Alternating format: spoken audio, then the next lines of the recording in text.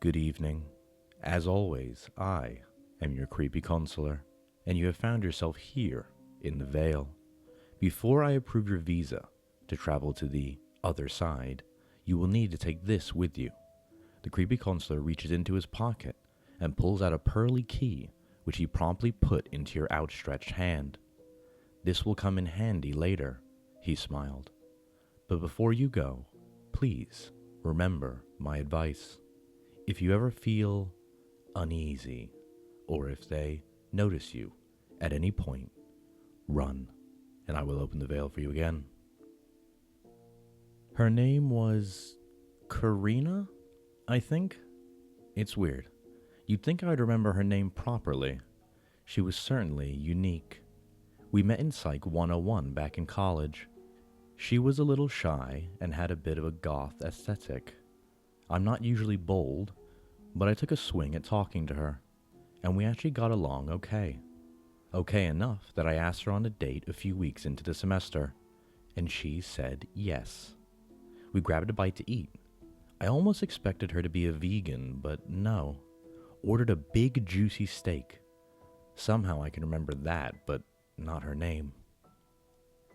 She was pretty reserved at first, but I got her to open up by asking about her interests. The girl loved horror movies. She actually kind of lit up when she started talking about them. I would just smile and nod. I didn't dislike horror movies or anything. I can appreciate a good scare, but I wasn't in love with them or anything. Karina, she was. So much so, she actually invited me back to her place to watch one with her after our first date. I was a bit surprised at the proposition, but I agreed. She was cute. Her place was huge. I guess her family had money. A lot of it. They boarded her in a sizable house, almost a mansion, with no roommates. I definitely found it odd, but I quickly grew to appreciate it. At least, for a while. That first night, we watched a pretty standard slasher. She didn't seem too into the movie, and I didn't think too much about it myself, as we didn't end up watching the whole thing. We got distracted. We started hanging out more, but pretty early on it became clear that staying in and watching horror movies was her favorite pastime. I asked her to be my girlfriend anyway. While I wasn't a huge fan of the films, the nights spent doing this always ended eventfully. But the movies, they got worse. She got braver in what she wanted to watch with me, and she'd get more excited. Pretty soon, we were watching some pretty brutal stuff. Movies I wasn't exactly comfortable with.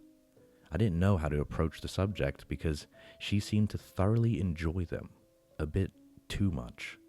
I started to notice that her excitement always seemed to coincide with the more graphic scenes.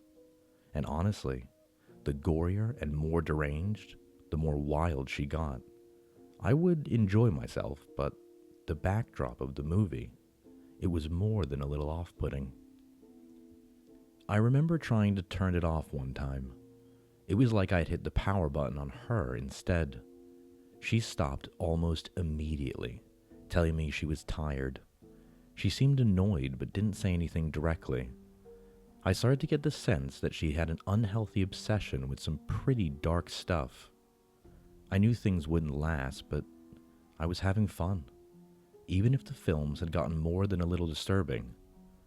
I remember it getting to the point where they weren't even mass-distributed movies. They were grainy and, God, some of them felt real. It was one night like that, the last night. We were watching some fucking VHS tape of what seemed to be a man being tortured. It felt too real. It was too much.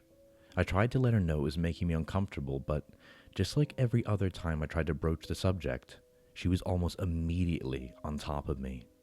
She was extra energetic that night.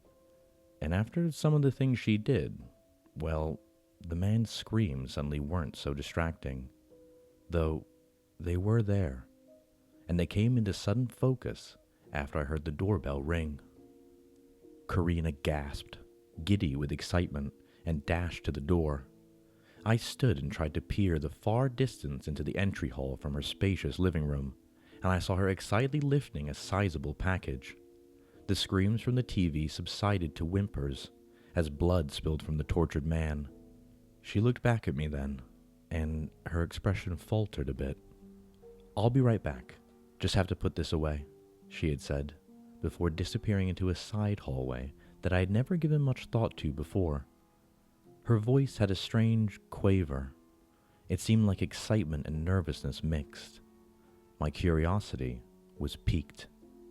I tried asking her what she got when she returned, but she merely resumed her vigorous activities. We took it up to her bedroom, and that night was like nothing had been up to that point. She was invigorated. Our activities eventually subsided, and I laid back in her black-clad bed, closing my eyes. I could feel her staring at me. I peeked an eye open, and she quickly looked away. She laid then too, without saying anything. I tried to cuddle with her, but she was rigid and unyielding. Something seemed off, and I felt the unease that had been slowly settling in about her creep into my mind. I knew I had to end things. She was disturbed. I remained quiet. So did she. We laid there for a long time. Sleep couldn't find me. I felt uneasy. This was not helped by the fact that every 20 minutes or so, I would feel her sit up and I would sense her staring at me. I peeked once or twice. It was a cold stare. I would always make some sort of noise or other indication that I was not fully asleep, and she would quickly return to lying down. Eventually, her breathing did slow, and she appeared to drift off. I could not follow her there. Something was off, and I felt like it had to do with the package. After a time, I decided that I wouldn't be able to sleep, not until I knew what made Karina behave so strangely. An invasion of privacy, I know, but in the dead of night, I slipped out of bed all the same. I crept down the stairs that led back down into the living room, careful not to creak any loose floorboards. It was a lovely house, but a bit old. When I got to the bottom, I realized we had left the tape running. The man, he was dead. His arms and legs were missing, and he just lay in a pool of blood on the floor. But I could tell the tape was still playing, and I knew that no movie would show a dead body for that long.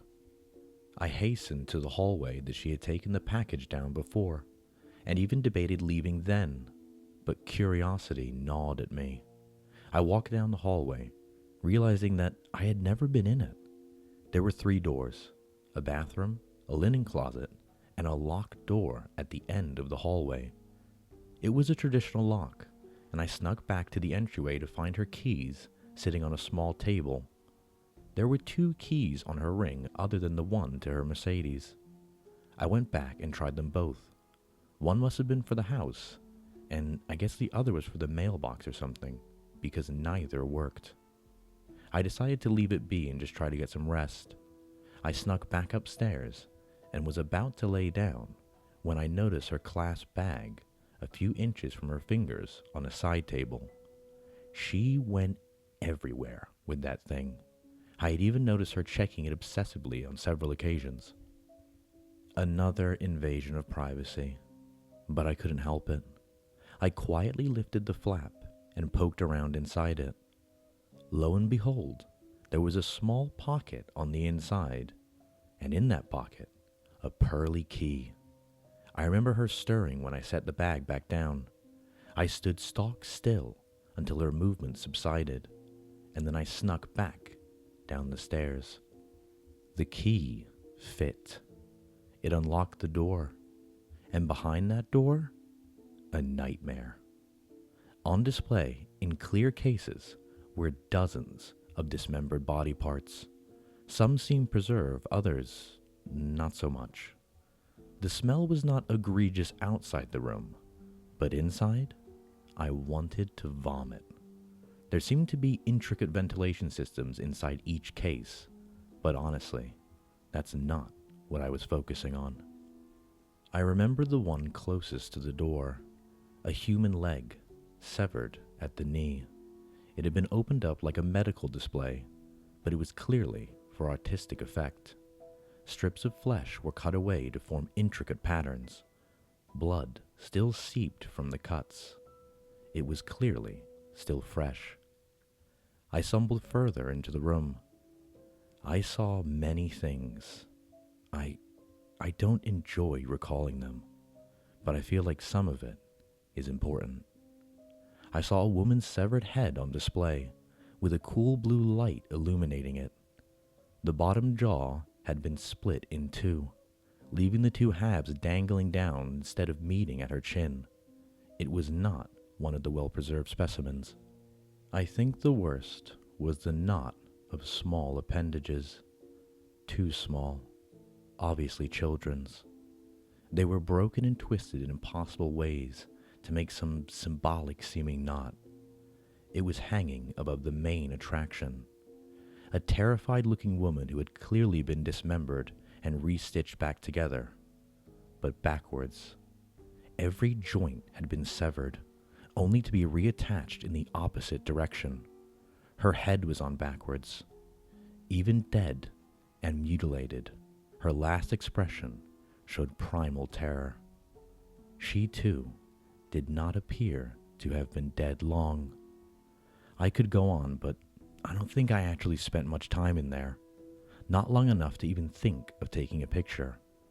Not before I heard her voice from the doorway behind me. Do you like them? I'll never forget that question. Asked quietly and sweetly, and in the most menacing way I have ever heard. I turned to look at her. She was in a white sleeping gown. Her black hair was disheveled. Her pale skin glowed. So did the knife in her hand. She charged me. It was a jerky and unnatural movement. She tackled me with a strength that seemed incongruent to her small stature. She straddled me in a perverse reflection of our previous activities. Only now, she ruthlessly stabbed the knife down at me. 147 stitches. That's how many I ended up needing. Mostly on my chest and neck, but a few on my face.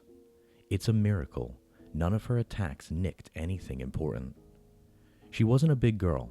I managed to throw her off, and believe me when I say, I tore out of that house like a bat out of hell.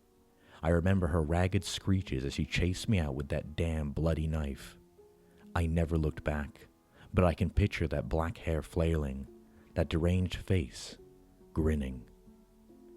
She was gone once the cops got to her house. So was her grotesque collectibles. At least, that's what they told me. The officers didn't seem to want to look me in the eye. I never heard from her again, never saw anything on the news. Hell, I don't even know if I would recognize it if I had. I can't even seem to remember her damn last name. But I know what I saw. I've got the scars to prove it. Whoever she was, whatever she was, I hope she was gone. But last week, I got a package. It was a child's arm, severed at the joints and reassembled in reverse. I, of course, reported it to the authorities, but there was no information on the package, and somehow nothing on my doorbell camera, despite it clearly being hand-delivered. But I've got a pretty good idea of who it's from.